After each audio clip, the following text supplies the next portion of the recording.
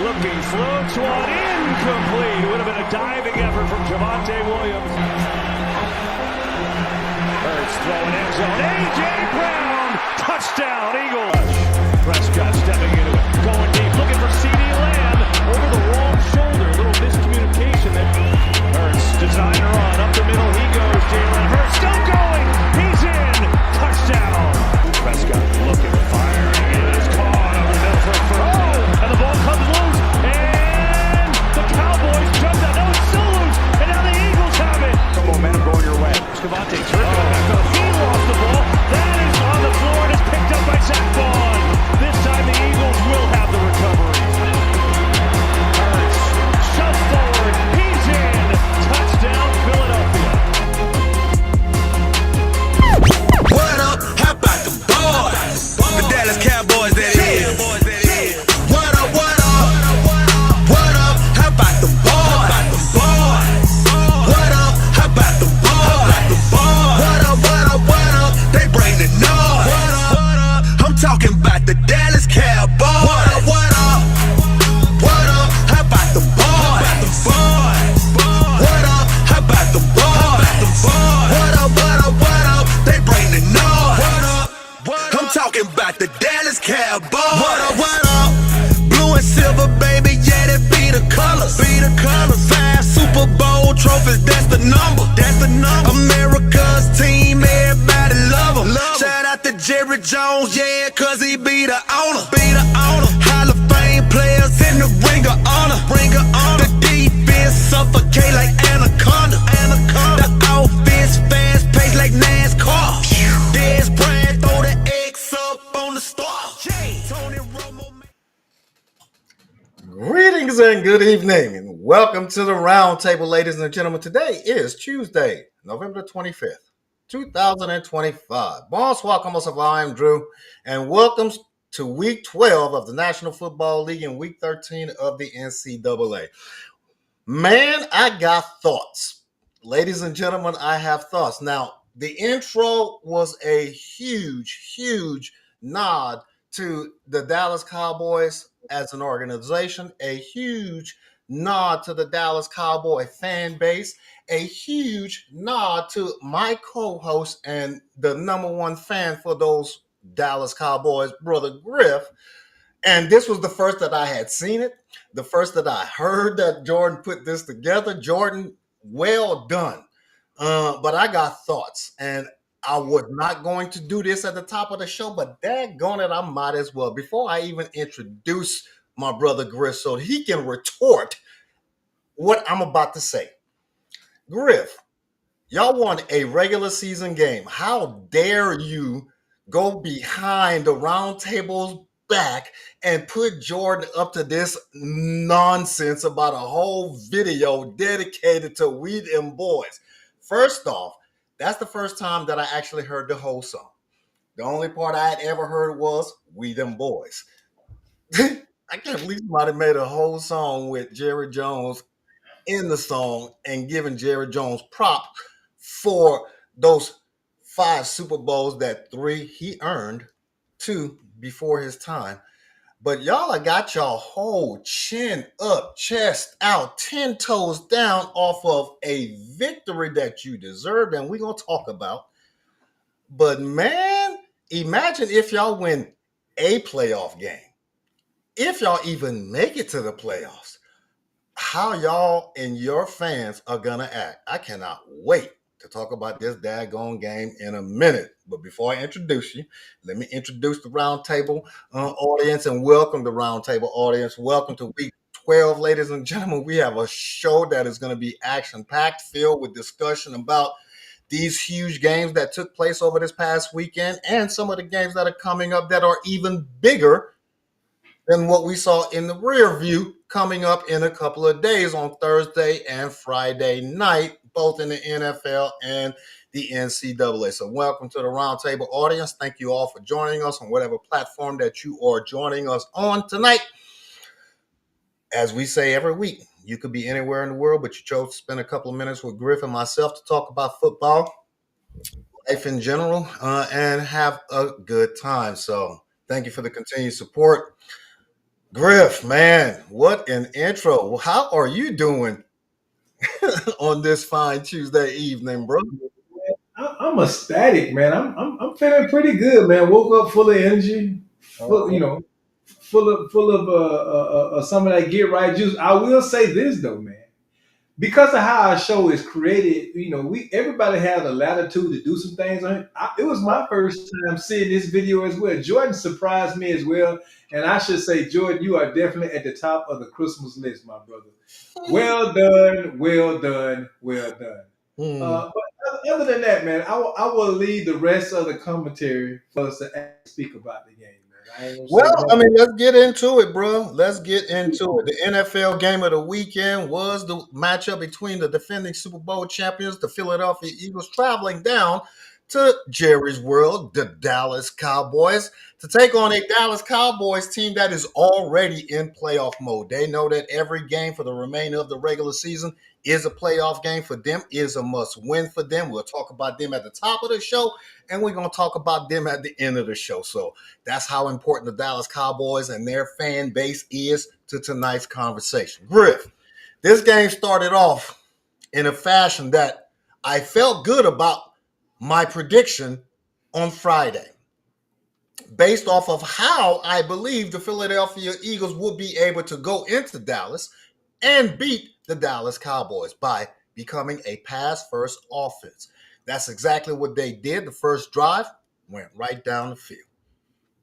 Stopped the Cowboys on defense. Second drive, implemented that very same practice, and you got the very same result. 14 quick points. And before you knew it, in the blink of an eye, it was 21 zip. And I almost decided to turn the channel to watch my Saints get blow out. But I said, well, let me sit here and see what Dak gonna do. Because Dakota Wayne Prescott is my guy. And if anybody can bring Dallas back, is Dakota Wayne Prescott. But I did not foresee the Dallas Cowboys defense doing what the Dallas Cowboys defense did. I'm going to go ahead and turn it over to you, and you can identify legitimately, one, how y'all came back to win this game. Two, do you legitimately have a path to the playoffs based off of your remaining schedule? And we're going to talk about that too. And then three, how does the addition of Quentin Williams improve the overall defense? So first of all, man, I would tell you I was about to turn the game off too, Drew. I was like, it was the turnovers. I mean, we talk about the Eagles, and you talk about how the Eagles was able to drive the ball down, but really, we gifted them a couple of turnovers in the beginning with the fumbles and stuff like that. Mm-hmm. As far as the defense is concerned, man, I mean, like, wow. Nobody talking about Michael Parsons right now. With the addition of Quinn Williams and Clark, man, this looked like a totally different defense. Uh, I understand. It lets me know now why we was playing the way we were early in the season. We was hurt. We was playing all that zone, but now you got a lot of key figures back. You got Overshawn back. You got that defensive line that's putting a pass rush that got to Jalen Hurts on many occasions. And if they didn't get to him, they got him off track. Was able to stop what last year's leading rusher. Saquon wasn't a factor in this game. I know we got on the offensive side of the ball, but it's the defense of the ball, just like you, was shocking. And that's how we was able to come back in this game.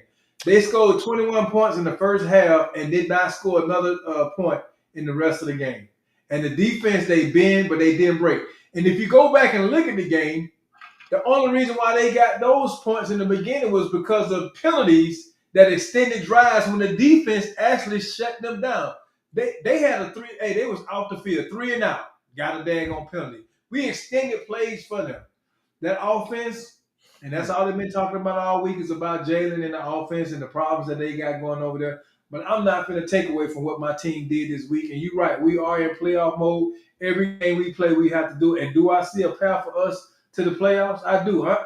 We got the Chiefs this week, and everybody already expecting us to lose this daggone game, and that's okay. I like being the underdog. It's a beautiful thing. But we do have a path to the playoffs. And I'll turn it back to you. I'll give you a whole minute to pontificate on your thoughts. Yeah, yeah. Before I pontificate, I'm gonna ask you one question: did the better team on the field win Sunday? Yes or no? Oh, yes. Look, if we go back on Friday, what I said, I give this game to the Cowboys. Why? Because of the offense. If you go back and look at my exact words, I said the Cowboys was going to win this game by a field goal, and the only reason why is because of our offense Dak was going to do what he's going to do. I like the way my defense been playing. I knew they was better than what they looked like in the beginning of the season. Not taking anything away from the Eagles defense, but their offense got issues, and I knew it. And the better team did win. We almost beat them the first game of the season. Almost, right? Yeah, but that don't count. I say that the better team might have won, the better team might have lost. And the reason that I say that was that neither Dallas's offense played up to potential. You got 21 points late in the game to finish off that great comeback. But where were you for the first 60 minutes of the 30 minutes of the game, right? Turnovers. Okay. Is that part of the offensive scheme? Or is that something that happens because of the defense? You asked me where was it? You couldn't see it if the ball was given away. That's all I'm saying. Or did the defense take the ball away? Nah, defense ain't taking it. But and on the opposite side, you talked about how great the Dallas defense played, and that you did play very well. Dallas's defense is much improved, and we said it at the very beginning of the season, both of us, that Dallas had a high-powered offense, and all they had to do was transfer that to on-the-field success and have a defense that did not resemble the 2024, 2023, 2025 Cincinnati Bengals defense, and Dallas could actually be a legitimate playoff team and a possible Super Bowl hopeful. The first half of the season, you didn't have that on the defensive side of the ball because of the trade, because of injuries, because of everything else, with Uberflus's defensive philosophy being, I guess, implemented in layers. And now that you have that run stopgap in the middle with Williams, and the addition of your veteran players coming back from injury, this game was a proving game for Dallas. This next game is going to be even more of a proving game for Dallas. But I wouldn't say that the Philadelphia Eagles are a better team than Dallas. I wouldn't say that Dallas is a better team than Philadelphia right now. I'd say that these two teams are comparable. And if they played again next weekend, the result could be the same. The result could be different. Y'all are neck and neck as it pertains to on the field talent and performance. The Philadelphia offense is completely broken. They don't have any idea what they're doing on the offensive side. Blame it on the rookie offensive coordinator. Blame it on we got injuries. Blame it on whatever you want to blame it on. They are ranked 23rd and 21st, respectively, both in the passing game and in the run game. Yet they're 8-3. Could we see the 2023 Philadelphia Eagles again here in the next month? Or could we see the 2024 Philadelphia Eagles? I'm kind of leaning towards the 2023 Philadelphia Eagles because 12 weeks in, they still haven't figured it out. I would like to see that 2023 Philadelphia Eagle team, too, that lost all them games at the back end. I don't know if you have enough time because of your schedule, but Dallas is going to close that gap. Whether or not you have enough time to close the gap enough to catch them and win the division, I doubt it. But Philly got some real issues down there, man, and they have not figured it out. They have not figured it out. It is a complete you can't say failure because they are 8-3, but it is a complete step backwards. They have regressed completely in 2025 as it pertains to what their offensive philosophy is. I don't know what it is. It's not a run team. Saquon had 20 yards, bro. 20 yards. 20 yards. I know we got to move on, man. And this is my thing. Teams get stopped running the ball 1 or 2 times, and they stop running the ball. I'm sorry. If I got Saquon Barkley on my team, and he has I think Saquon had less than 20 carries in this game. Matter of fact, I think he only had like 15 carries. Bruh, you still have to commit to the run. I don't care what nobody say. Because you go 3 and out, you go with them quick passes and stuff, and still time on the clock and stuff like that. You put a strain on the defense, and that's what really was happening with us in the first half. We had a big strain on defense. I still think Saquon is a much better running back than he is. I know he's not having the year that he had last year, but I don't know what to tell you about the Eagles. They ain't my concern. I'm a Cowboy fan. Yeah, I hope they lose. you know, and I haven't checked the comments from any Eagles fans. I got it, Shay. They ain't here. They not here tonight. Griff, y'all them They boys. ain't here tonight. Y'all them boys, Griff. We them boys, baby. We them boys. But hey, Christian is not here tonight. Adrian is not. Them true Eagles fans, they ain't showing up tonight, man. They in the winners program tonight. Bro, and we haven't even said that this was the biggest comeback in Cowboys history. Cherry on top that it was against their arch rival in a division game that the Dallas Cowboys needed for their playoff survival. Even a bigger cherry on that was that particular division rival was the reigning, defending Super Bowl champions sitting at the top of the division, coming into our house, and to do it in such a fashion that we spotted y'all 21 points. And then Dakota Wayne Prescott said, hold my beer, and led his team back like we are on the stage, coach, with his cowboy hat on, with spurs, riding his favorite horse, decked out in the saddle that he personally chose that matches his horse. How about them Cowboys? As well as became the top passer for in the franchise history this weekend. Hey, I'm just hyping y'all up so that you're I know it, man. We appreciate you too. I know. I'm just hyping y'all up, baby. I detect the sarcasm all in your voice. I know what you're doing. It's all good. Hey, I'm proud of y'all, man. Thank you, man. We appreciate you. Thank you. Yeah. Y'all them boys tonight. Let me see y'all say that Friday night after. Here we go. Do something. All right, man. This was another proving game. Not so much for the Los Angeles Rams, but for the Tampa Bay Buccaneers. And whether or not they could travel to a playoff team that is not only a playoff team, but a Super Bowl contending team, and to win on the road in a tough environment. Well, injuries set aside, Tampa Bay, Todd Bowles led his team across the country. And on primetime Sunday night, in front of the entire nation, got their alpha sugar kicked. Handed to them by the Los Angeles Rams that look like they are the beast of the West Coast right now and cannot be stopped. They snuck by a tough division rival in Seattle, but they put a whooping on Tampa Bay that I didn't think anybody had in them this year. What are you more impressed by, the score, the outcome, or how dominant Matthew Stafford is looking at the tender age of 37 and supposedly with the worst back in the NFL? Man, that's what I was most impressed with. And I was most impressed with how they won. I knew they was going to win this game. The Buccaneers is just too hurt. They just got too many injuries. They started the season out on fire. But how they won this game, the dominance of the defense. I mean, I think Matthew Stafford right off the back, man, I think he threw like 15 passes in a row. And I ain't talking about no little short dump passes or whatever. And they just had their way. Between Puka and Devontae Adams, man, it looked just like it was a work of art out there. Like he was painting a picture, man. But you're right, man. For a guy that we thought wasn't even gonna play, he didn't practice. He didn't practice during the off season. He went in none of the preseason games. They was talking about his back. Man, it didn't look like nothing was wrong with that dude back last night.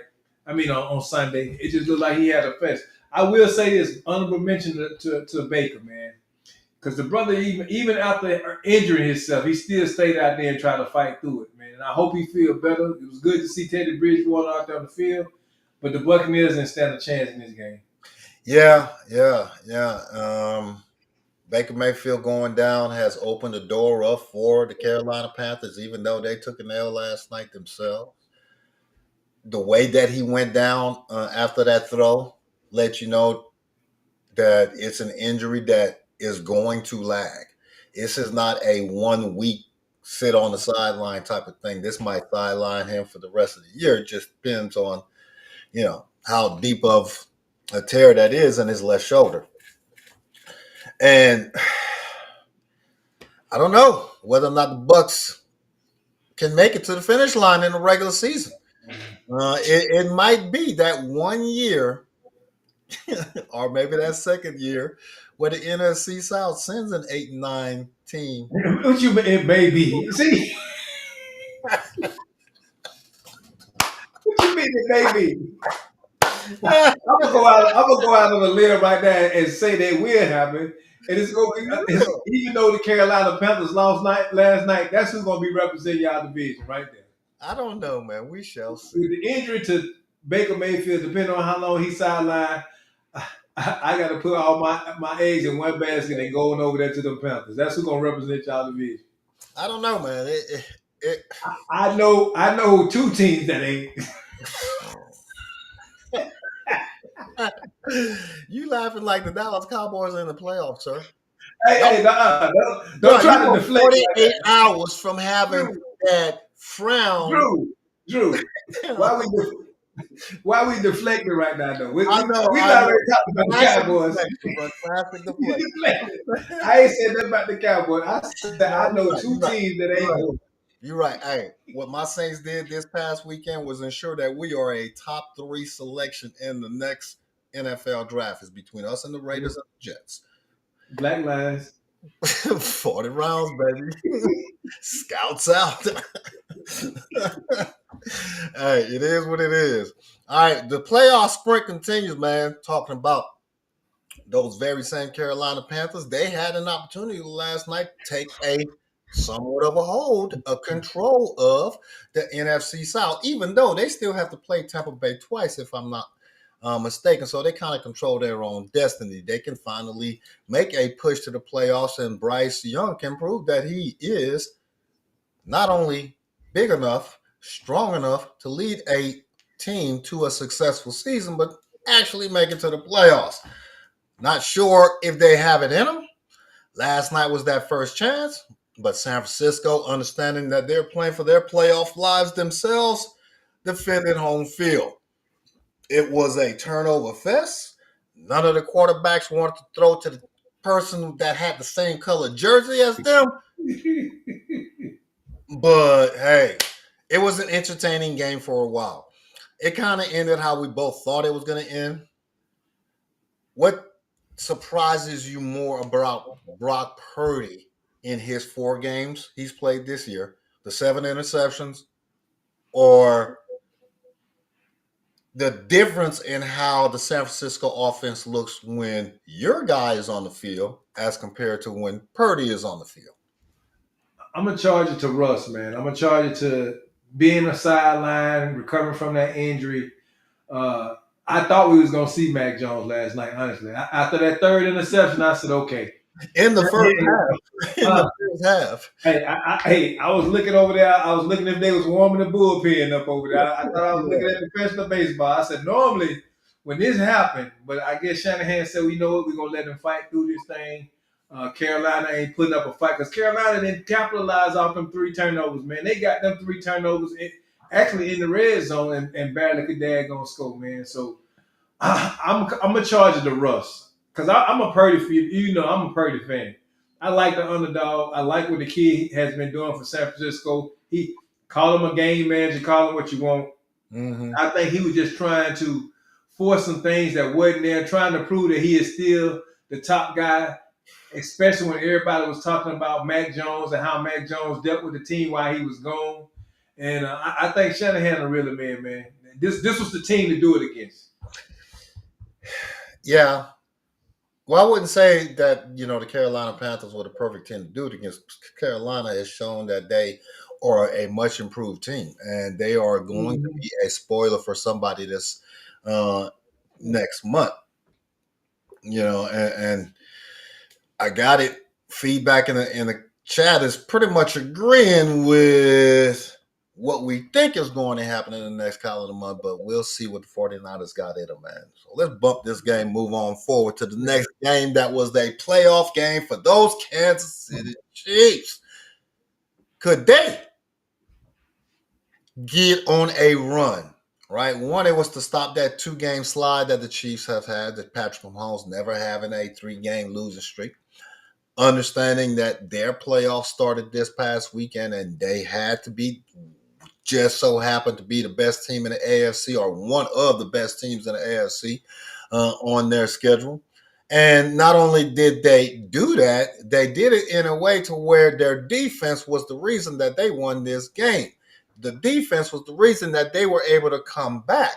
The defense was the reason that they were able to shut down the best running back in 2025 in Jonathan Taylor, make Indiana Jones look like Danny Dimes again, and allow Patrick Mahomes to lead his team to a late game comeback, tie, go into overtime, win it in overtime, and set themselves up to go on a big playoff run. What surprised you more, man? The Kansas City comeback or the Indianapolis Colts collapse? Kansas City's ability to stop Jonathan Taylor, because ain't nobody else been able to do it this year. And I think they said if y'all was going to beat us, it was going to have to be Danny Dimes that beat us. And Danny Dimes looked like my guy up in Detroit with them happy feet.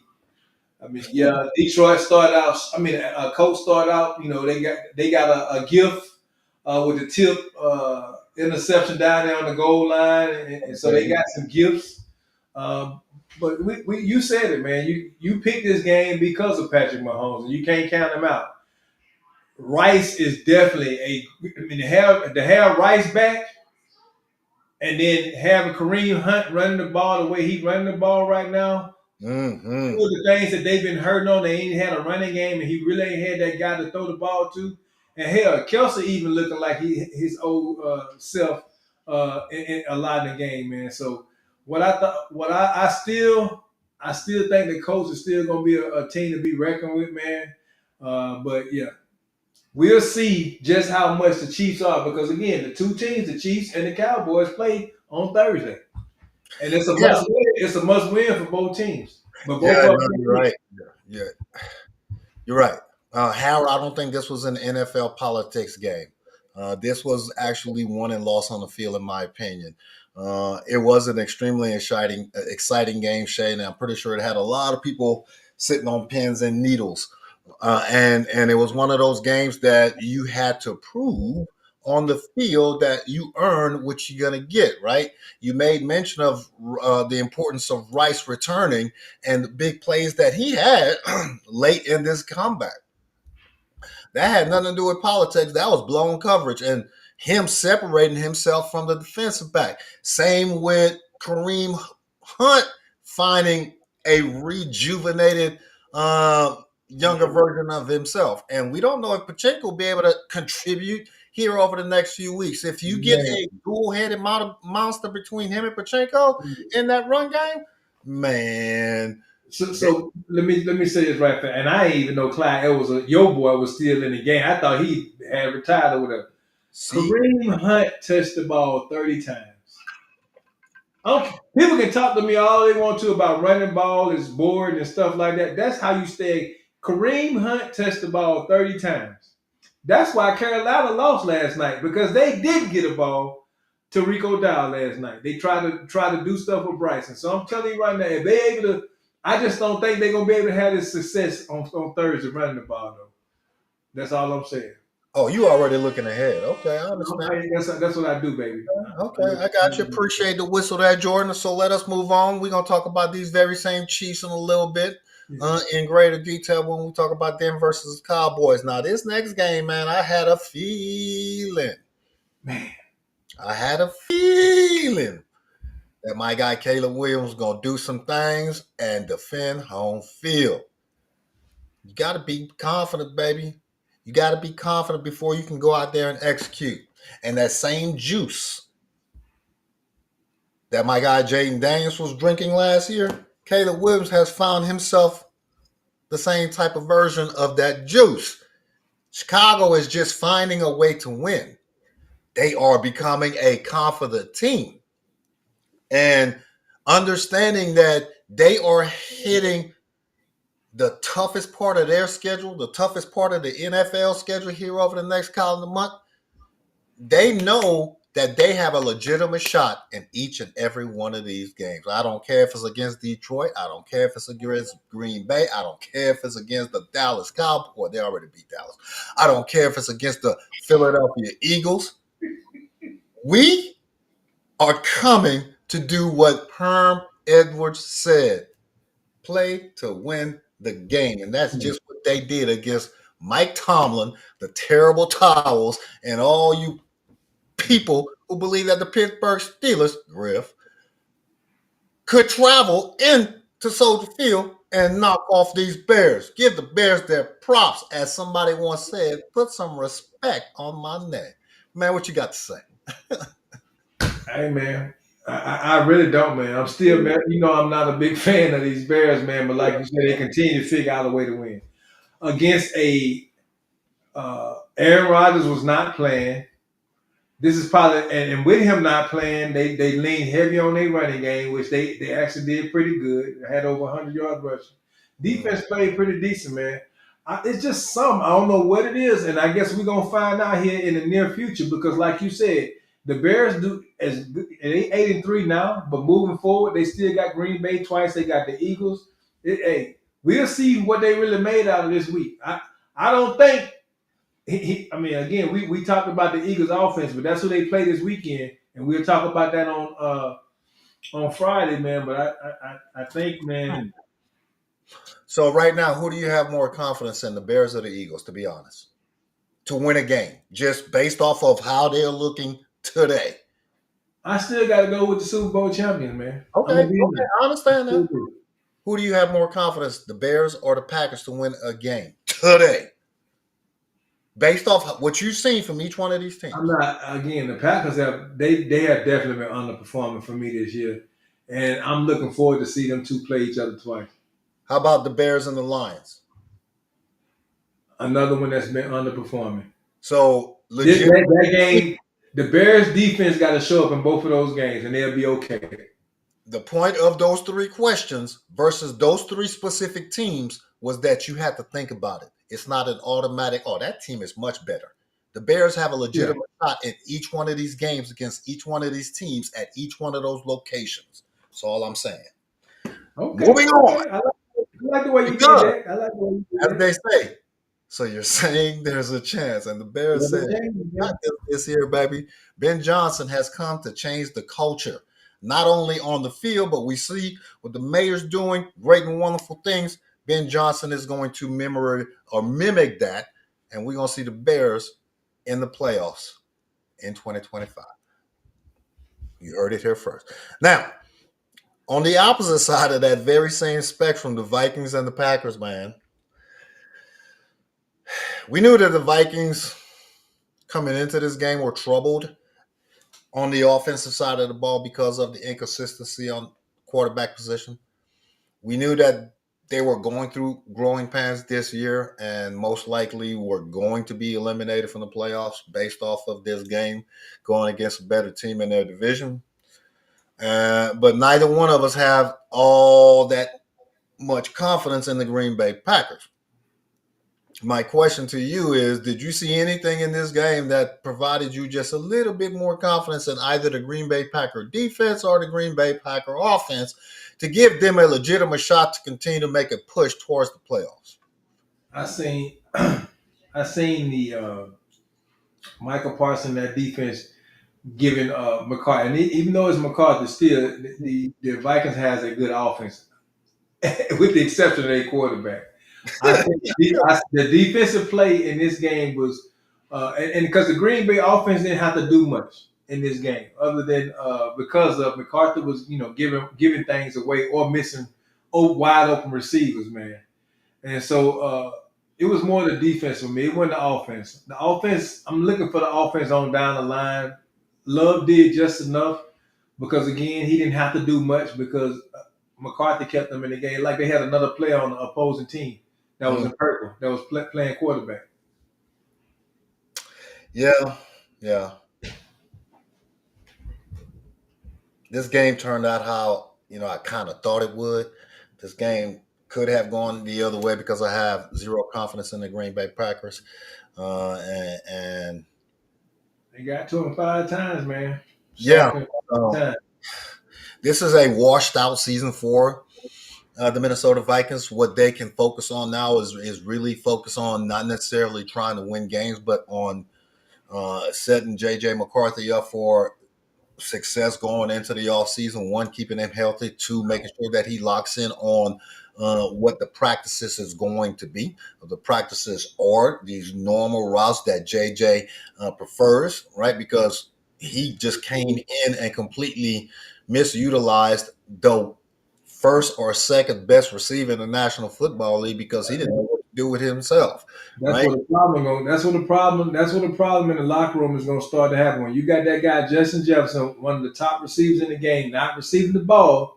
He's gonna start getting upset, and people might call him a diva or a prima donna, but these No. guys want to win, man, and that you want a guy on your squad like that. Plus, you got Allison. They got a great offense, running everything. They just don't have the quarterback to get the ball Have a to. quarterback in place, and they understand now. Hindsight is 2020 that they've done it to themselves. JJ McCarthy was not ready. He is still a rookie quarterback, and you gave away the best piece that you had from 2024 that led you to a 14-2 record. So, no sympathy for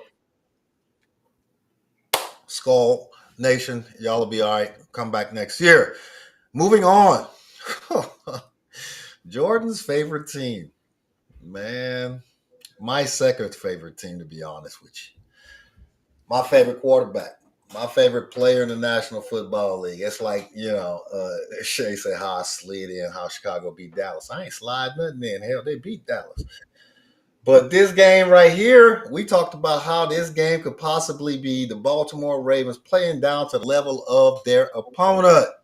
Man, did they not play? I don't care what the score says. They were losing. They were shut out for like the first 28 minutes of the game. What is going on in Baltimore? I'm going to say it again. That offensive coordinator is not the guy. Lamar is not playing like Lamar. He is either still hurt, nursing an injury, protecting himself, saving himself for the playoffs. You might not make it to the playoffs. Y'all keep playing the way that you are playing. Griff, what's going on with the Baltimore Ravens? Or was this just a hard-nosed AFC game? No, I mean we talking about a team that basically gave up all their key players. We've been talking about this, man. The Jets. People can say what they want to me. Just like you said, your team is vying for that one of the top 3 picks. This team is too. They already got they got a good bounty when they traded all their good players away. It is no reason why the Ravens should have struggled with this squad right here. But if you look at the stat lines, the Jets basically beat the Ravens in every stat, and that to me that is wild. But you got a Justin Fields sitting over there on the bench.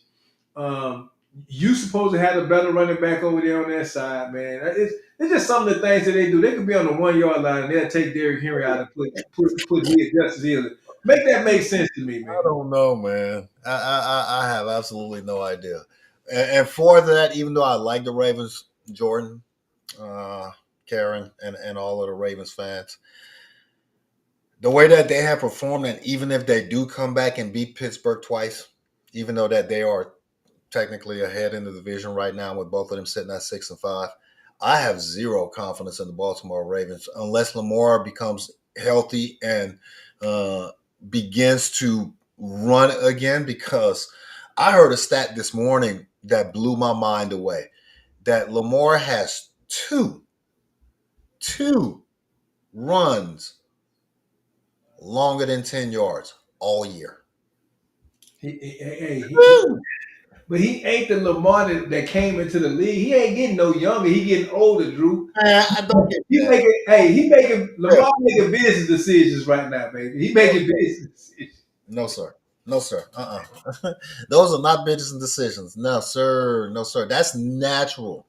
Lamar can be at 50% and get 2 10-yard runs. Come on, man.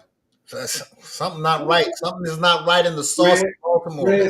Fred say he ain't healthy, man. He said he'll be good by the playoffs.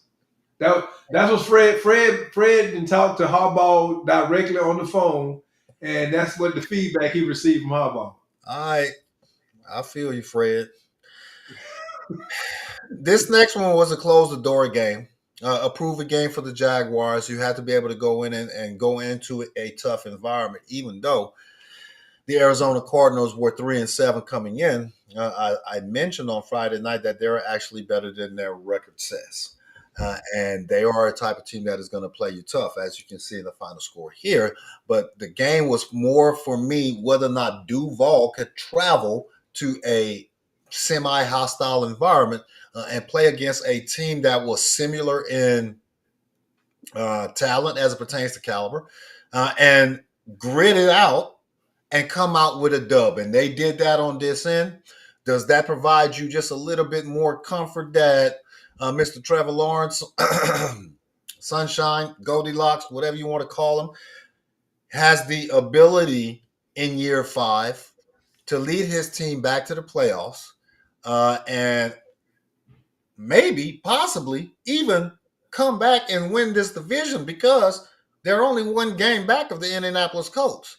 They kind of control their own destiny. Can they come back and win the AFC South, hold off a fire-hot Houston Texans team, and take the title for themselves? Now, first of all, let's not say the Houston Texans on fire. They beat the Bills. Okay, I got it. But they still got an uphill battle, man. The defense looked pretty good at home. What happens when they get away? But let's get back to Jacksonville. Sunshine is the reason why this game was close. Sunshine threw 3 interceptions in this game. Thank the Lord for a running game, man. And it's the Cardinals. And I know you said the Cardinals is a better squad than what we give them. You right. Hell, they damn sure they did it to my squad. But I have no. Now he's supposed to get Brian Thomas back this weekend. Brian Thomas Jr. is listed as healthy, but I still, man, my faith. I'm telling you, Sunshine is not. He has definitely underperformed based off what many expected from him coming into this league. I haven't seen it, and I still don't see it, and I don't see them coming back and winning a division. You say many. He did have a successful college career, right? He was like 28-1 or 30-1 as a starter. You know, that one loss coming too. But we all know that there are many, many, many, many more number 1 overall busts than there are bangs in the National Football League. The physical talent is there. The first year, complete chaos with the coaching staff and their practices, right, with Urban Meyer. And then you coming in as a year 2 with not only a new head coach, but the team itself is rebuilding from the ground up. So it takes time. Year 3, they make the playoffs. Year 4, they don't. They kind of collapse a little bit. So this is that prove it time, just like we have for Justin Herbert, just like we waiting on Josh Allen to finally prove it by winning the Super Bowl. He's proven it in a regular season. He's proven it in the playoffs. Lamar Jackson, proven it in the regular season, yet to prove it in the playoffs. Can't win the big one. Everybody's still chasing Patrick Mahomes. Trevor Lawrence is joining that group. He's catching up to that group. Joe Burrow, if he ever stays healthy, might be able to poke his head out on the AFC side. I'm talking AFC quarterbacks, right? So he seems to have the right coach. Can they make a push? I mean, yes. They got a favorable schedule, man. The only tough games they got to play the Colts twice, and they got to play the Broncos. Well, hell, but they got the Titans, and they got the Titans twice, and they got the Jets. Man, that could be 3 L's. You know, hey, so they want to prove it. They want to get to where you say they need to go, then they got to prove it. Here's the thing about this, though, man. Like using your Joe Burrows before we move forward. Joe Burrows can come back healthy. Football is a team sport. Joe Burrows can put the numbers out there. if he don't have a complimentary defense on the other side, I don't care what Joe Burrow do. He can get all the numbers he wants. Oh yeah, no, I agree Yeah. 1000%, He bro. he done well. Joe done proved that he that guy as far as coming out the league. He done far exceeded many people's expectations.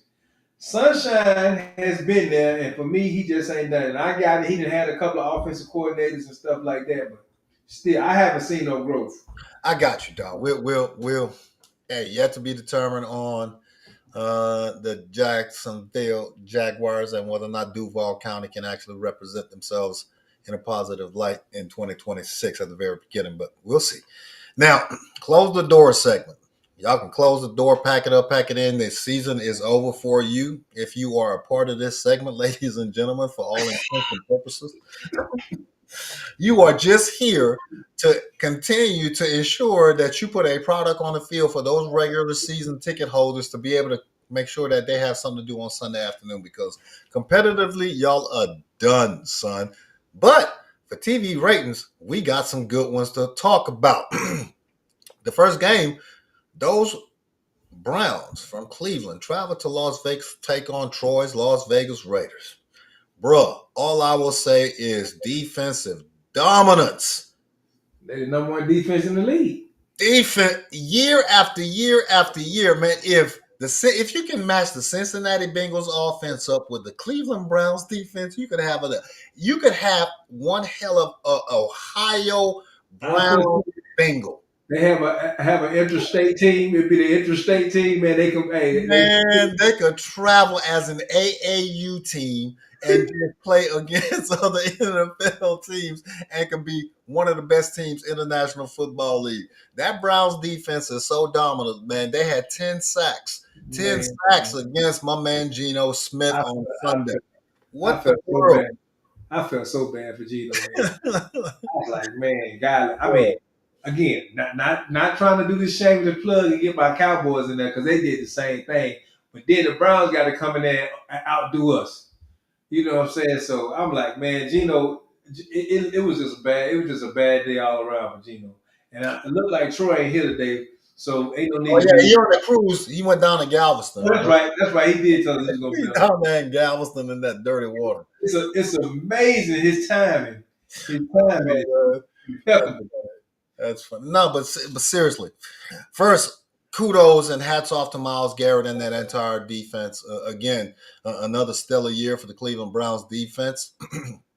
They always show up year after year and give their fan base hopes and dreams at the beginning of the year that their team could actually be competitive if the offense actually showed up. And year after year, the offense disappoints. But Sunday afternoon, they had a whole lot of reason to cheer because the young Shedeur Sanders had his first NFL start as a rookie quarterback. Much anticipated. A lot of people have been waiting on this. The entire culture of young NFL fans have been waiting on this. And Shedeur did not disappoint because he held it up high and gave the Cleveland Browns fans some hope. Got his first NFL start, got his first NFL win. Were you impressed with the young Sanders, Griff? Yeah. I mean, to be a rookie, man, I mean, I've seen other rookies that come in, and I don't know if you look at the Peyton and Eli. That's how I watched the Monday Night Football. Peyton led the league in interceptions and stuff when he first came in his rookie year, man. Mm-hmm. And Shedeur just needed a chance, man. And you could just see, not just from the crowd, but how the players played because he was out there on the field. So I watched him in college, man. I know what the kid is capable of doing. They got somebody that can throw the ball down the field now. They got somebody that can actually extend plays if they need somebody to do it, man. Again, so I mean, it was just about giving him a chance. For me, you know how I feel about this thing. I just think this was to get more at his dad than him, the way they handled this whole situation. And it just made them look silly for not having him out there in the first place. It's not about being impressed, though. It's about, one, ensuring that the playing field is level and you earn what you get. he did not get where he is because of who his father is. He got to where he is because of his on the field performance. And his on the field performance, both at Colorado and Jackson State and in high school, Mhm. before entering the NFL, warranted the playing time that he got. Now, I got to prove it going forward. But what he did on Sunday was just as good, if not better, than any other rookie quarterback in their first NFL start with 1 week of preparation, 1 week of opportunity to actually sit down and learn the sport that I'm supposed to be playing. The So, moment, the moment went too big for him, man. That's no, all. not at all. So, two things are going to happen for the remainder of the season because I believe he's going to be named the starter for the rest of the year, even though he's only named for the start for this upcoming weekend. It is one, for however many home games that Cleveland has remaining, is going to put butts in the seats. Whatever game that they are playing is going to do two things. One, make them competitive in that game because of that defense and how good that defense is. And two, is going to provide viewership because the networks are going to want to have Shadur on TV. So it's going to provide publicity for those very same Browns who Yeah. had jacked it up all year.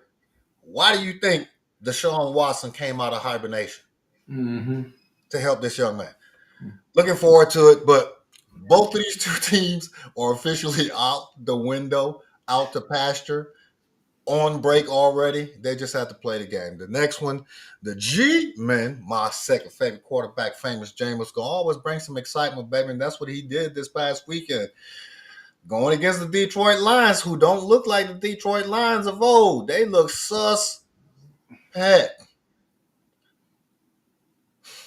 New York almost came back and won this game. New York had a chance, man. Can the Lions fix what's ailing them? I got it. Jahmyr Gibbs, special set of legs.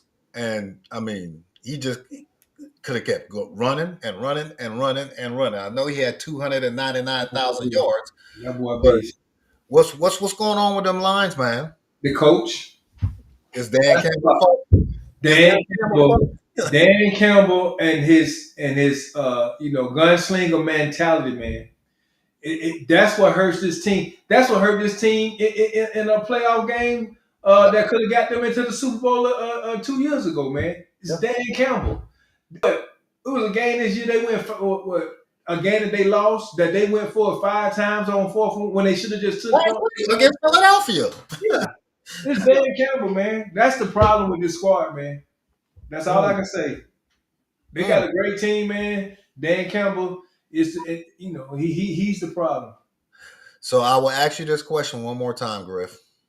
We've talked about the Lions. We've talked about the Packers. We've talked about the Bears. Which team do you have more confidence in to win the division right now? Well, now that we didn't sat in here and went back and forth, I'm gonna give it to Grasshopper in Chicago. Grasshopper that got the pebble out of Sensei's hand in Detroit, and I got you, baby. Green Bay. We already know that Love is a loose cannon, man. So real quick, we talked about Joe Burrow earlier coming back, playing this Thursday against the Baltimore Ravens. Crazy. The Pats closed the door on the Bengals having any chance, hopes, or dreams this past weekend by getting their 9th or 10th victory. Why would no, that's not an accurate question because if you're a football player and you're a good football player and you're healthy, you want to play. So I understand. Bring it why he is coming back. Competitive spirit. You want to be on the field with your teammates. But logically speaking, is it a financially beneficial decision for the organization? I understand the player is going to always want to play. And I, as a football player, as a football fan, completely understand. I want my guy on the field. But logically speaking, this is a $250 250, 270, almost $300 million investment if I'm the Cincinnati Bengals. And he is the team. He's not a part of the team. He is the team. And we know he injury prone. Should we put him back on the field? What say you, Griff? Don't make sense to me, man. At the end of the day, I hear everything you said as far as, he's an athlete and he want to get out there on the field. But we also say football is a business. It's a business. And This all this money you done invested in this guy that, like you say, we know he injury prone, bro, you might as well go and let him get as healed as he can because it ain't nothing that he can do. Let's go and get the rest of our money worth out of Joe Flacco that we paid for, him and Browning, and then we start Joe Burrows back out with a clean slate. But as far as trying to break for what? To try to save the coach job? Don't make sense to me. don't make sense. The only reason why, The coach, his job is gone. but I'm gonna say His this: job is gone. the only reason why he coming back out there to play is the exact same reason why you said that if Shadua starts, the field seats. That's it. It's a business decision, which don't make sense to me. But they think about short term and not long term. And Joe is my guy, man. So I wish him nothing but the best. Hopefully, you stay healthy. And the Bengals are going to have another disappointing year. Pat's on the way. That wraps it up. Who? So, hey, great week 12 of football action. We did not go over the college football games in week 12. Kind of went the way that week 13 college games because went the way that we thought it would. Now we're heading into the holiday weekend, a holiday season where football games are going to be happening every single day, especially being that this is the end of the college football regular season. This is the last weekend other than the traditional Army-Navy football game that is going to happen the first weekend of December. But, and of course, conference championships. But this is that weekend where it's either the in-state rival game, intra-conference rival game where it's neighboring states, or it's that supposed most disliked team. And every single year, it is the favorite going against the underdog, and the underdog having the opportunity to spoil the favorites' playoff hopes and dreams. And this weekend is no different in college football. There are games starting on Thanksgiving all the way through Saturday night. But we're going to talk about 3 games that are happening on Friday, even before we come back on the air, where you have the Egg Bowl, the battle for Mississippi. Ole Miss, who is the higher ranked team, right? They're ranked like 4, 5, 6 right now, 7. Still have hopes and dreams of making it to the college football playoffs, or 10-1. This is their intrastate rival, Mississippi State, who is 5-6. Trying to be bowl eligible. They need this victory. They obviously want to spoil Ole Miss's chance to make it to the college football playoffs and possibly make it to the SEC championship, depending on how everything else play out with all of the other games that are happening this weekend. Do you believe, with all of the chaos, with Mr. Lane Kiffin either possibly staying or being gone by Sunday morning, even if they win, being gone by Sunday morning, do you think Ole Miss is susceptible to an upset by those Bulldogs from Starkville? Yep. He's I do, man, even if he went on the radar screen to leave, it's because of Ole Miss don't have defense, man. And all they need is Ole Miss to mess around and have some turnovers on the offensive side of the ball. Mississippi State get an opportunity to capitalize off those turnovers. Ole Miss don't have a defense to keep their team in there, man. So this and it's just a rivalry game. This game, it don't really. You can take the records out of it, but with the situation that's going on with Lane Kiffin is a distraction. And I know, again, it's a business decision that he's making or whatever, but we know the history of Lane. Lane don't have no issues He has no loyalty to nothing but what goes in that bank account.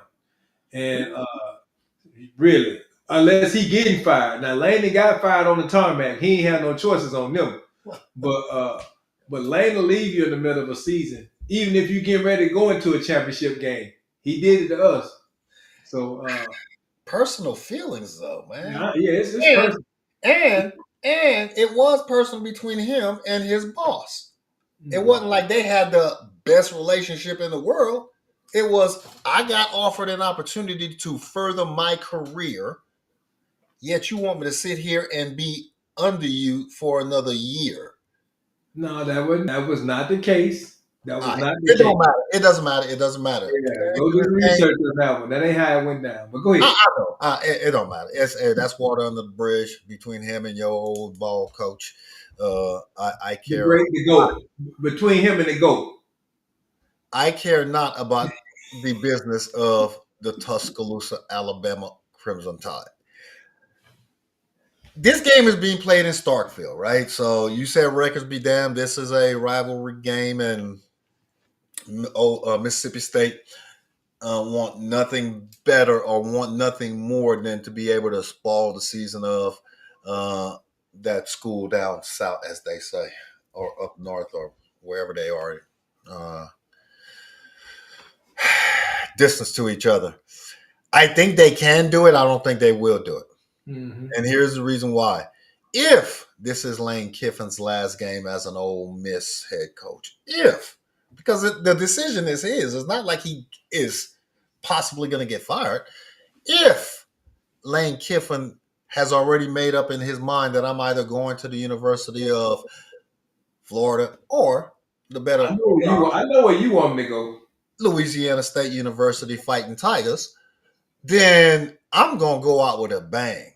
And I'm going to throw everything I can at these sorry Mississippi State Bulldogs as it pertains to my offense as I can think of. He might try to put up 60 points on Mississippi State. They don't have the best defense either.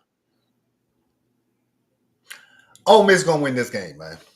Oh, yeah. I mean, I pick them to win. You asked me, could it happen? Yeah, you're right. Yeah, You're right. I don't even think it's a possibility. I think Ole Miss wins this game comfortably. Now, the next game that's happening on Friday afternoon, this one is not as clear cut to pick, even though SEC all the way. This game right here.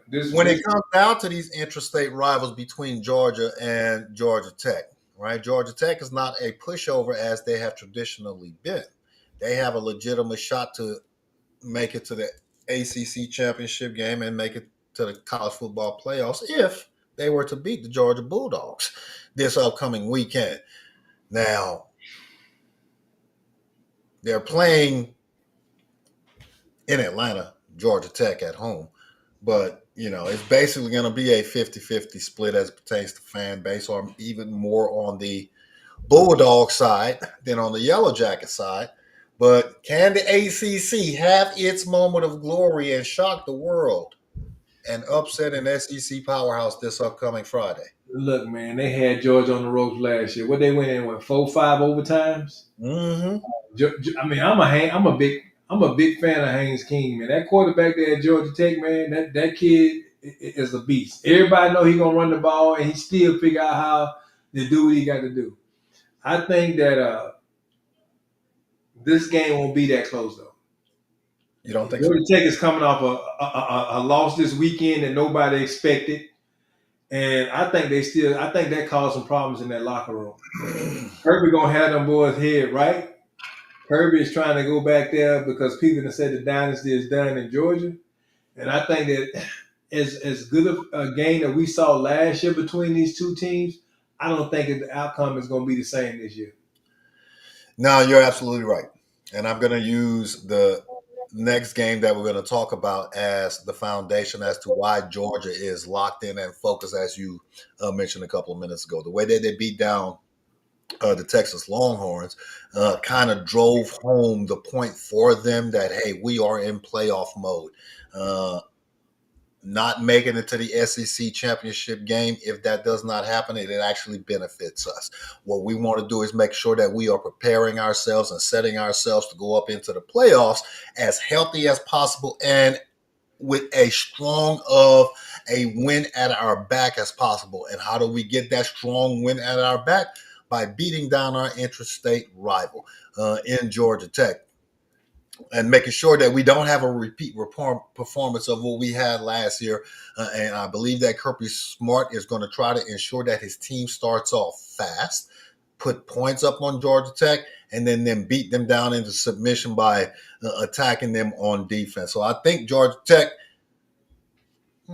small chance, but the Georgia Bulldogs win this game rather comfortably and leading away with it in the second half. So Bulldogs should win this game Friday afternoon, rather comfortably, kicking off at 3:30. And the nightcap on Friday, Mike Sanders, your team, those Longhorns, are welcoming in the number 3 ranked team in the country, and those Aggies from College Station, down south. Your hopes and dreams are still hanging on. Y'all got an outside shot to make the playoffs. You're sitting in that position now. You lose. No, you don't. No, you don't have an outside shot. No, y'all are 7-3 or 8-3. Y'all are out. There's no way a 3-loss team in the SEC gets in. But what you can do is you can ensure that Texas A&M goes into the SEC championship game, if they make it with an L, hobbled. And as Griff says, y'all supposed to be the big brother in the state. I'm gonna tell you right now, I got Texas A&M winning this game. I got Texas A&M winning this game. I won't say comfortably, but by 2 scores. By 2 scores. And the reason is going to be because of the quarterback. We've seen how Texas's defense is susceptible to a quarterback who is mobile. We saw what Gunter did to him a couple of weeks ago, or did to them a couple of weeks ago. And the quarterback for A&M is faster, more agile, and I believe has more weapons on the outside than the Georgia offense does. So I think Texas loses this game at home in Austin at night that we talked about this last game, or the 7:30 game. So the atmosphere is going to be in favor of the Texas Longhorn. It's going to be burnt orange all over the place. Bevo is going to be huffing and puffing down the sidelines. Still, y'all walking out of there with an L. What say you, Griff? Texas A&M got embarrassed against South Carolina and had to fight to come back and win that game. I think their coach is going to make sure that they don't go into this game with that same mindset. They coming in there. This is a rivalry game. And the X factor is that guy that's in the front of the picture right there. And that's for that reason alone, I have to get his win to Texas A&M, man. Texas A&M is the top team in the SEC right now.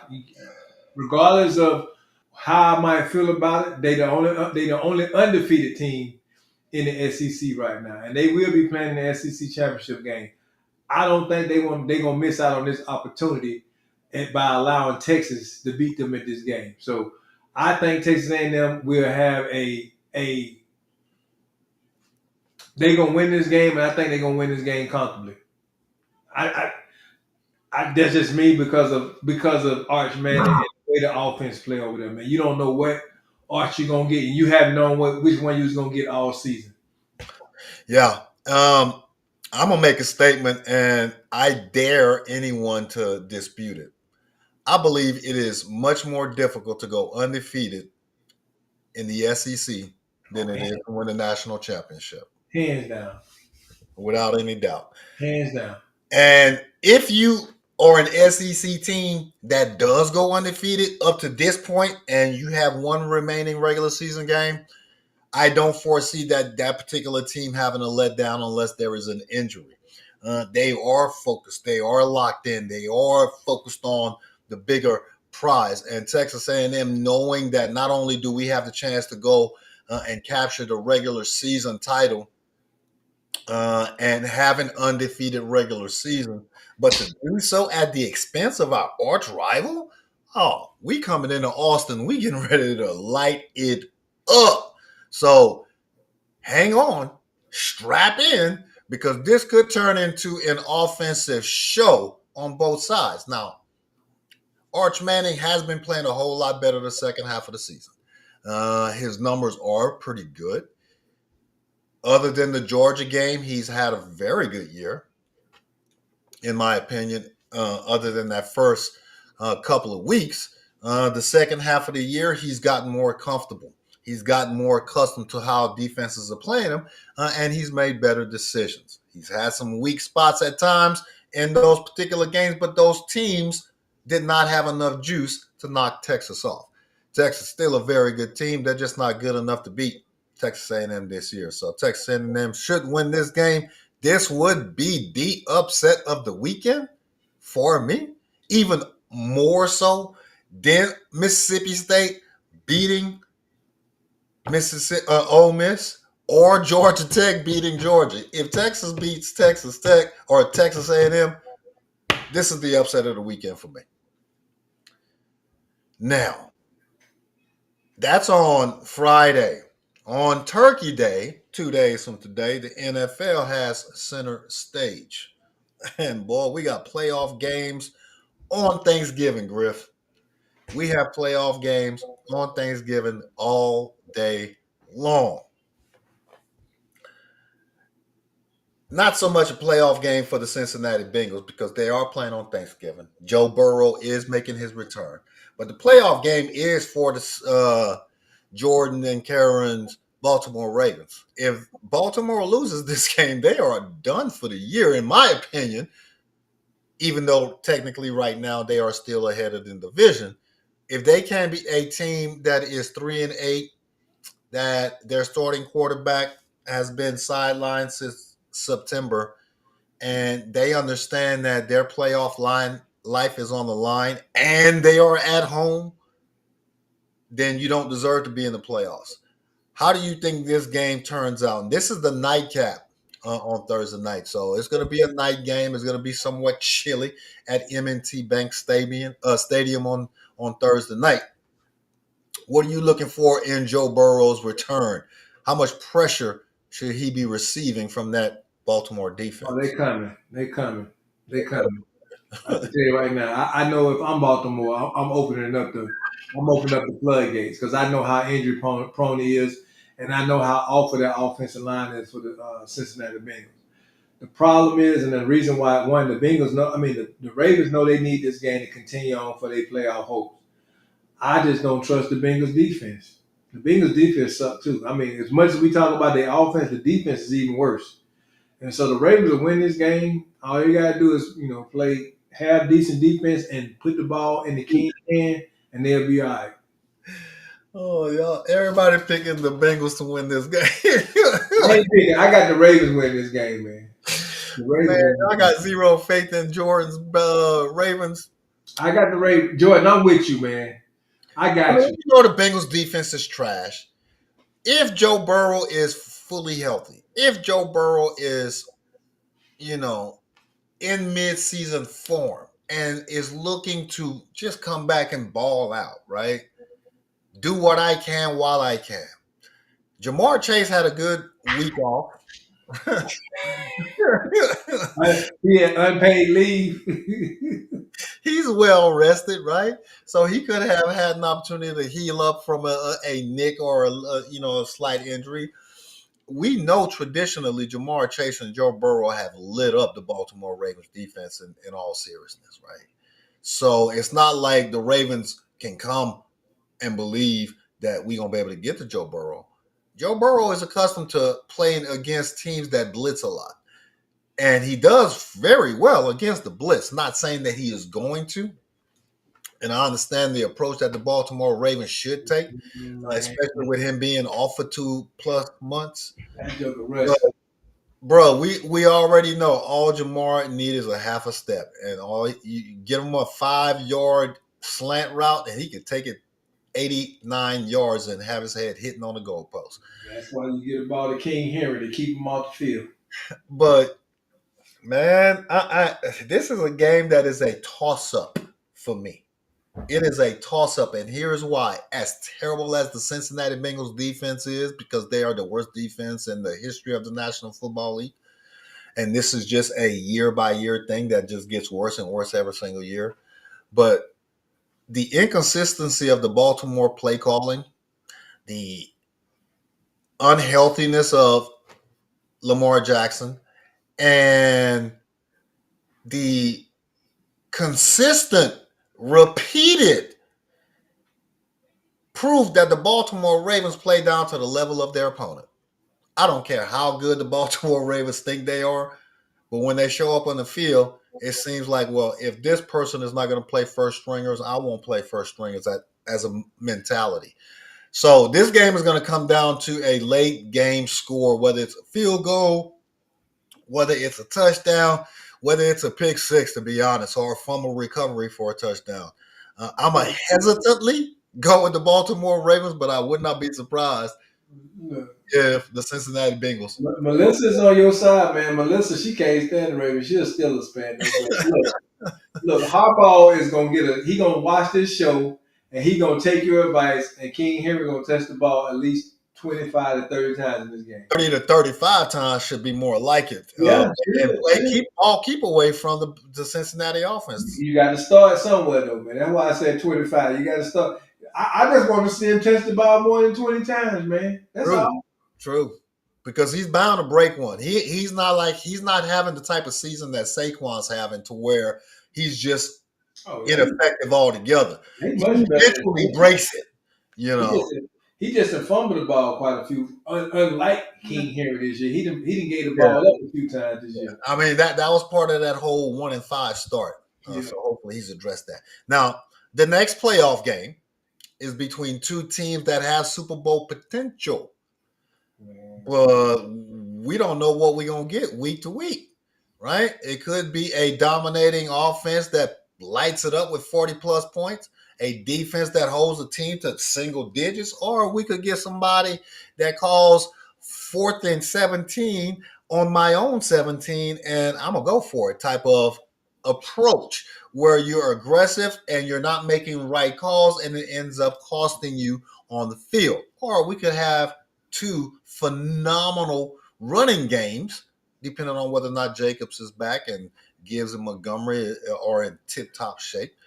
What kind of game are you looking for the first game of the afternoon on Thursday afternoon, the traditional Thanksgiving Day feast for the Detroit Lions, welcoming in the Green Bay Packers, who both of these teams needed this win because they are doing what? Looking up at the Bears. Yeah, at the Bears, your favorite sport.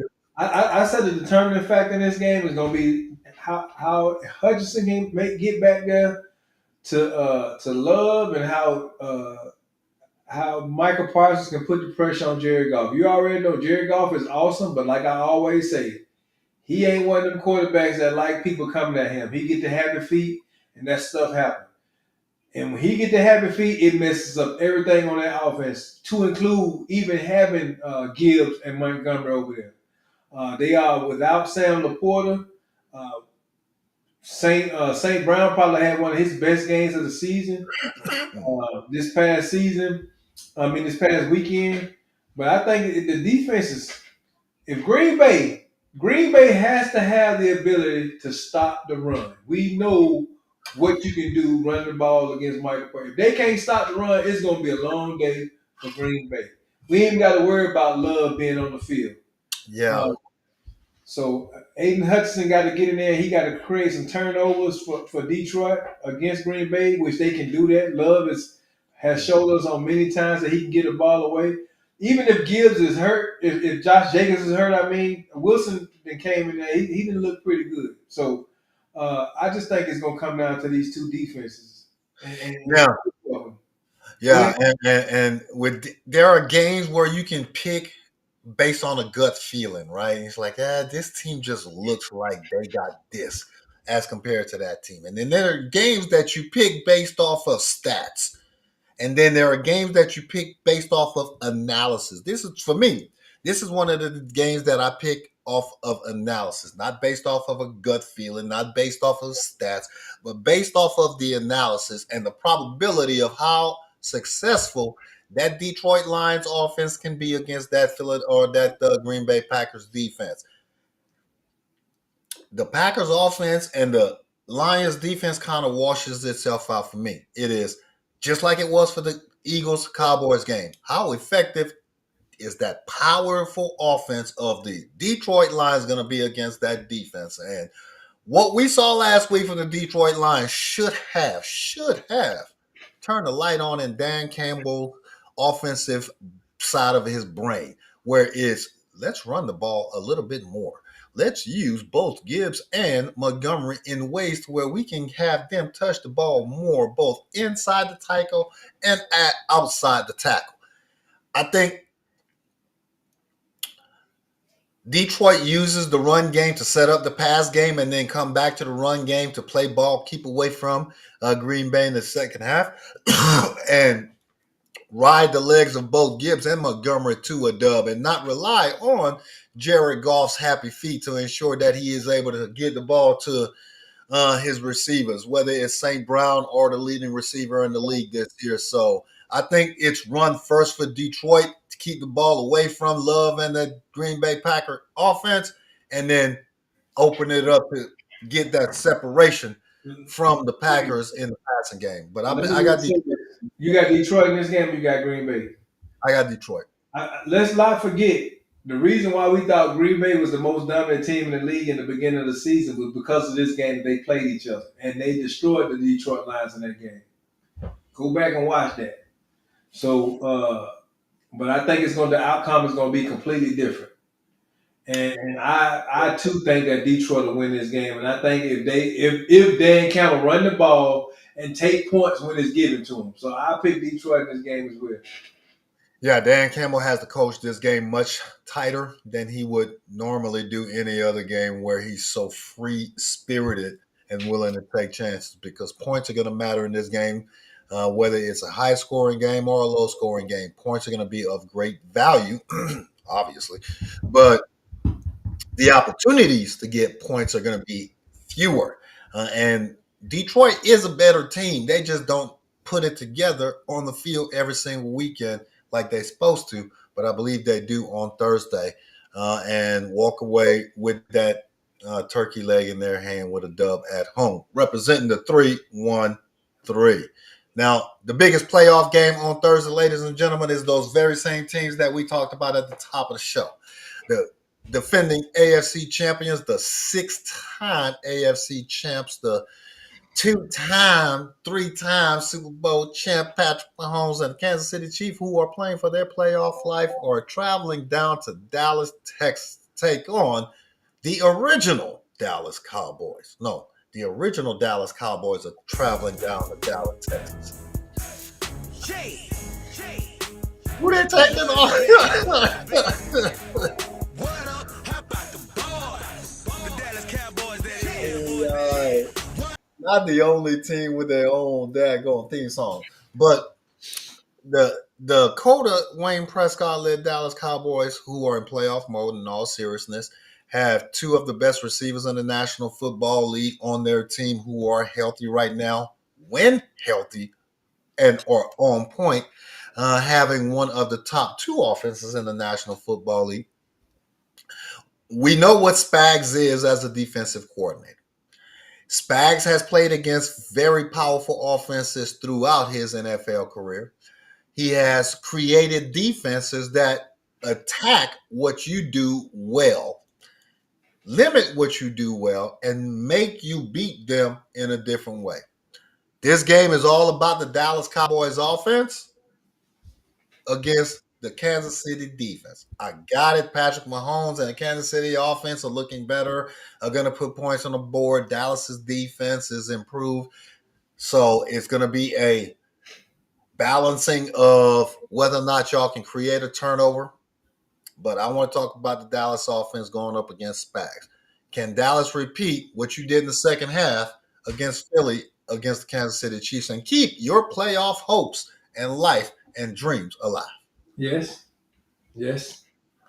That's all I can say. Yes. How do Man, you do it? let me go deeper, man. Yeah, Spags gonna come in there, and Spags is gonna try to probably eliminate our passing game. Here's the beautiful thing about the Dallas Cowboys this year that the Dallas Cowboys hadn't been in recent years.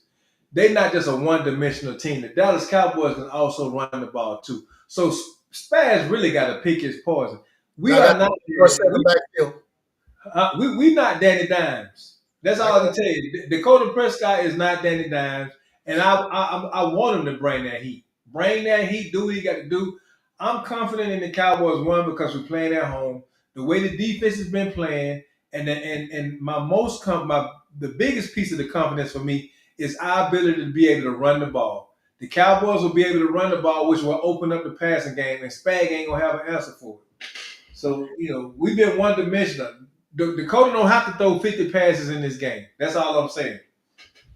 No, you're right. He won't have to throw 50 passes in this game. But here's the difference as compared to being able to deal with the blitz and welcoming the blitz. It is not only do I have a quarterback who is accustomed to reacting to the blitz and has the escapability to buy more time in the pocket, but is having 2 receivers, 3 receivers, 4 receivers that I know for a fact that if I put it in the vicinity of that particular receiver, I have a 50-50 chance of him getting to that ball. Dallas has receivers that are aggressive. Dallas has receivers that are able to fight for that ball when it is a 50-50 ball. No, we got one. We got one. The You other have one, you don't know what you get. it has been shown, not just George Pickens, right?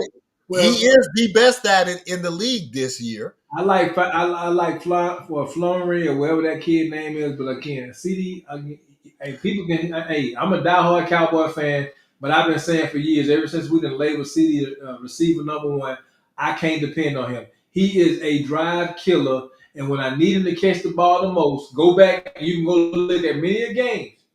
Many a games, man. I'm so glad we scored at the end of that game because CD could have cost us the game. That touchdown he dropped in the end zone, man, shucks. He killed the drive this past weekend when we played against the Eagles, man. A sure-handed catch on 3rd down, he dropped. In the end zone where the ball hit him in between the 8s, and he still dropped it. He need to take that 88 off and put 86 on, 84. He ain't no 88. Shucks. He said, "Take the 88 off." He don't represent that 88 well, man. That's all I'm saying. Man, tell us how you really feel. Hey, Drew, you know it ain't no secret on this side. I'm a diehard Cowboy fan, but I can just call it like it is. So you answered in the affirmative that you believe y'all have it, or are you going to do it? Oh, we doing it. Oh, you doing it? I think, and this is just me personally. It's gonna, like I've seen somebody even say on here, it's gonna be more convincing in this win than it was against the Eagles. Really? Yes. So We would not have those turnovers that we had against the Eagles in the beginning of this game. Okay. All right. So you saying we at home, we getting ready to hang 30 plus on. Just know that Dakota Prescott will have one of them turkey legs in his hand at the end of the Okay. I love that. Jordan, clock it. So you going with them Cowboys, huh? You are right about the run game. It looked like I had Tony Dorsett in the backfield here over the past few weeks, the way that that Dallas run game has been successful. Man, this is another toss-up because, like I said last week, you can never bet against Patrick Mahomes when the chips are down, especially that they realized, just as Dallas realized, that both of these 2 teams are in playoff mode. When it comes down to 2 teams that are evenly matched, and I say that these 2 teams are similarly matched, not necessarily evenly matched, because Kansas City still has more experience, been there, done that, more opportunities, and has proven that they can. But past history doesn't necessarily represent where we are today, right now. And today, right now, the Dallas Cowboys are one of the top offenses in the National Football League and have shown that. But what's the difference? Who calling the plays on the sideline? I'm going to trust Andy Reid more than I trust Marty's son. I'm just going to keep it a buck. And until Mr. Schottenheimer can prove that he can outdo Andy Reid in the play calling with the greatest quarterback in the 21st century, I'm not going to go with the Dallas Cowboys, especially since we saw what Arizona did with a backup quarterback in that very same stadium just a few short weeks ago. So it's not like Dallas is invincible at the house. I got it. You're a very good team. People love bringing up old stuff, man. Love bringing I'm up bringing old up stuff. old stuff. I'm bringing up supporting arguments, sir. I'm trying to present a case to the judge to say that the reason that I'm picking the Kansas City Chiefs is because they are a better team. They understand that this game is not a, well, we can't afford to lose. Nope. Nope. They are coming in with all of their arsenal. Fred is going to have his black and white jersey on in the stadium. So I'm just calling it right here, right now. Dallas is going to lose on Thursday. They're going to lose a heartbreaker. The Kansas City Chiefs are going to find some way, somehow, to come back late in the fourth quarter from behind to beat Dallas because Dallas is going to put up early points against this team. But, man, the Friday night show going to be fire because we're going to have a lot of good things to talk about, which your Cowboys hanging on by a thread because that loss will not eliminate you, technically speaking, because we've all. Close the door for the Chiefs, baby. Close the door. They'll be at next week's close the door segment. What? You calling it? Okay, I love that. One of these two teams gonna be in the close the door segment next week. Who is it gonna be? We're gonna find out on Friday night, man. I cannot wait till the Friday night show. But we do have Thanksgiving here in a couple of days. It is traditionally a time where people come together, whether they are tied by familiar bond or just proximity or by covenant. And how you spend that time, just be safe. I'll provide that in my closing comments. But man, before we do that, you had a great opportunity this past weekend to spend some time with the future of this great nation and share some of your experiences as to what their desires are in life and what is laid out in front of them. I want to give you an opportunity to share what's on your heart about that. Yeah, man. I just want to encourage all of the roundtable listeners and viewers. Look, man, if you ever have an opportunity to give back to our future, the young people out there, please do it, man. I had an opportunity to sit down with some young men this weekend between the ages of 11 and 18. And not only was I able to give back to them, but then they was able to give to me too. They fed, I mean, when I say they poured into me and gave me a better understanding of what our young men and women deal with on a daily basis. And so if you're in a position, you didn't got to where you at in life, I just encourage anybody, especially around about this time. This is the giving season anyway. I was invited out by the Delta Sigma Thetas. Big shout out to the sisters for allowing me to come out and talk to this mentorship program they had. Do it. Each one of us can make a difference in this world just by sitting around and talking to one person. Because the impact you have on that one person, they gonna come in contact with somebody. So I just wanted to share that out, and Drew, I appreciate you for giving me the opportunity to speak on it. But it was an outstanding time. Got a chance to talk to these young men. We both all of us come from basically same background. Grew up in single parent homes. Fathers weren't in our life. I was able to show them that, hey, even though they might not start out the way they think they should, it ain't how you start, but it's how you finish. Was able to share some of my journeys as well as they share some of their stuff with me. So if you get that opportunity, please, please, please make sure you go out there and feed in these kids, man. And that's all I got, Drew. Echo that sentiment 1,000%. And as we made mention last week, you don't have to necessarily go and seek those opportunities out. They will seek you simply because of how you show up in the world. And as Griff said, when that opportunity does present itself, take full advantage of it because it's coming into your path and on your journey for a reason. And this is the week that here in the United States, we kind of transition into that holiday season.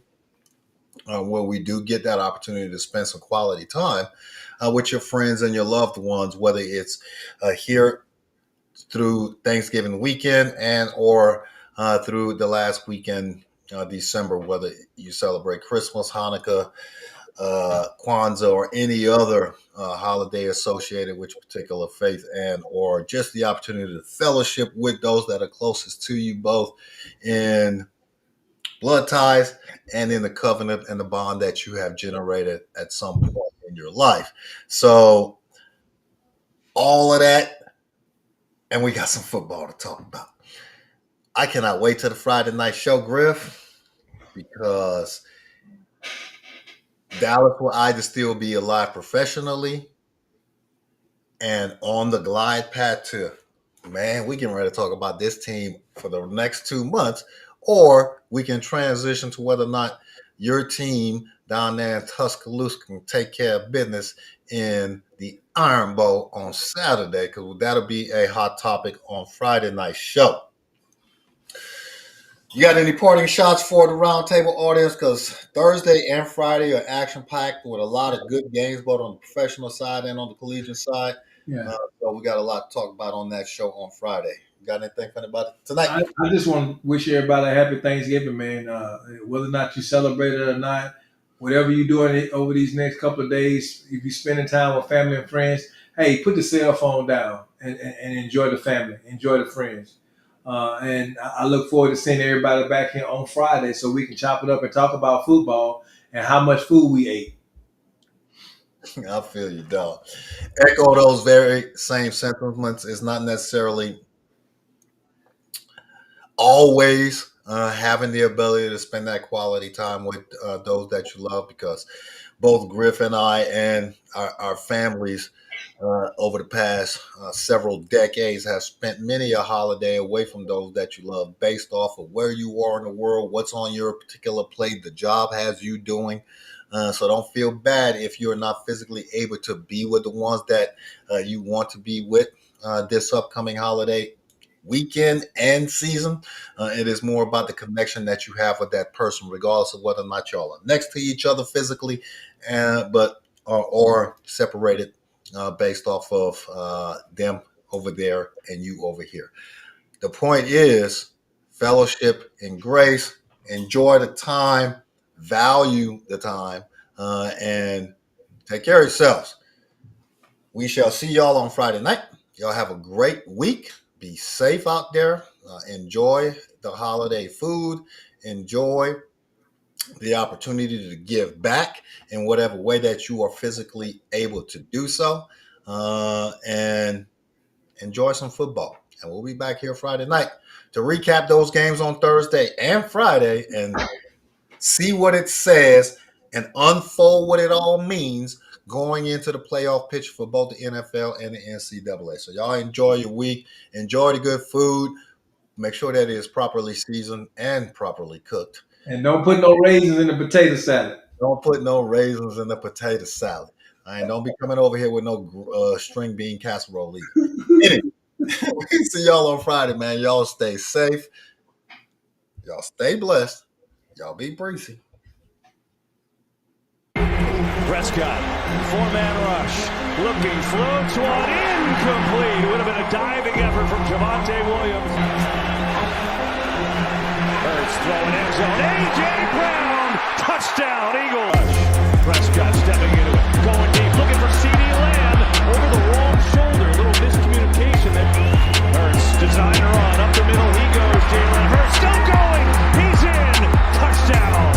Prescott looking, firing. It is caught over the middle for a first. And the ball comes loose. And the Cowboys jumped out. No, it's still loose. And now the Eagles have it. The momentum going your way. Scavante turned it back up. He lost the ball. That is on the floor and is picked up by Zach Vaughn. This time the Eagles will